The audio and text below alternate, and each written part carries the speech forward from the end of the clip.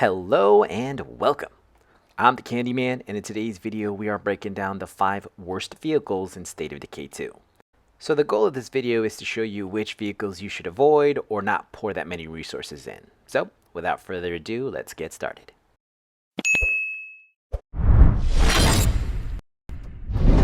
Kicking off our list at number 5 is the Legendre. While I don't know how to pronounce this car correctly, what I do know is that this is one of the vehicles that you should avoid.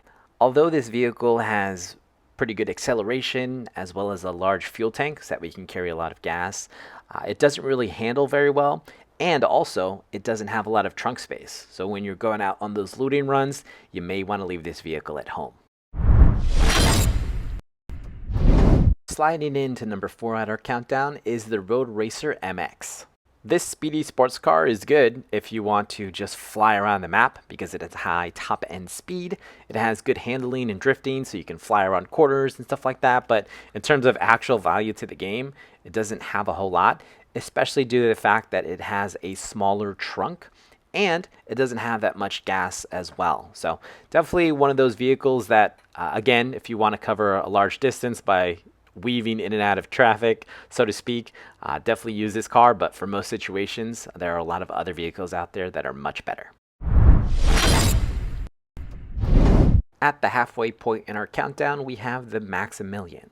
So this muscle car is pretty average, mediocre all across the board, but it does handle pretty well. So if you want to impress your friends in multiplayer and just drift around corners, you can get in and out of corners really quickly.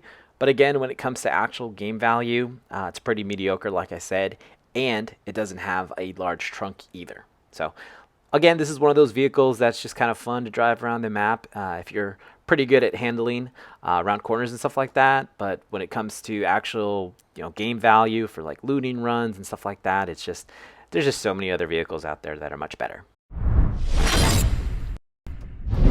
Taking up the runner-up spot in our countdown is the Miragra NT. This vehicle is so basic that it should be known as the pumpkin spice latte of vehicles, just because it doesn't really offer anything of value. I mean, it's pretty mediocre and average all across the board. Its trunk space leaves a lot to be desired, but it does have solid acceleration, so also drifting as well. So if you want to spend a good amount of your time drifting around zombies, that's something that you can do. But again, this vehicle just doesn't really offer too much value.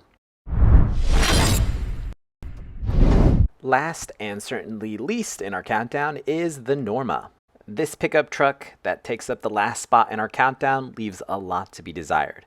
Much like that 1984 Chevy Silverado sitting in your uncle's garage, this vehicle is just not going to offer a lot of value. It's below average all across the board, but the only redeeming quality that it has is that it has a lot of trunk space. So if you're willing to compromise on just about everything else to carry a little bit more loot, then go ahead and choose this vehicle. But for most situations, you should be choosing just about any other vehicle. If you want to check out more tips about State of Decay 2, be sure to check out our Apocalypse playlist for more. As always, spread the love, spread the positivity, and I'll catch you in the next one.